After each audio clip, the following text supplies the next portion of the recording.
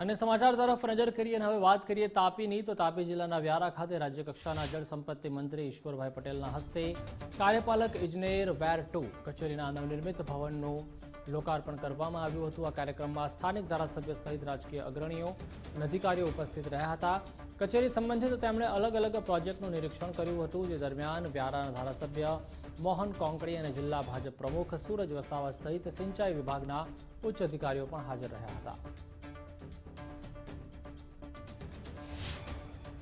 आदरणीय प्रधानमंत्रीश्रीનું જે સ્વપ્ન હતું કે ઉર્વન સિંચાઈ યોજના દ્વારા ઉપરના વિસ્તારમાં બધાને પાણી મળે, આ કરજણ ડેમમાંથી મોટી બમણી ગામેથી 50 કિલોમીટર લાંબી પાઇપલાઇન દ્વારા પાણી પહોંચાડવામાં આવ્યું છે અને એમાં ડિસેમ્બર 24થી આ યોજના કાર્યરત થઈ છે।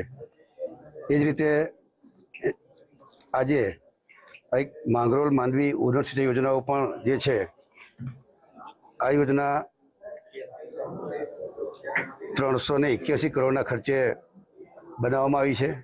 આજે સવારે ધ્વજવંદનનો પ્રોગ્રામ પટાવીને ગૌરી તાલુકાનો ખાપર ગામે ત્યાં અમારી 58 ગામોની પાણી પુરવઠાની યોજના છે એ પણ કાર્યરત થઈ છે, એની પર ત્યાં મુલાકાત લીધી છે।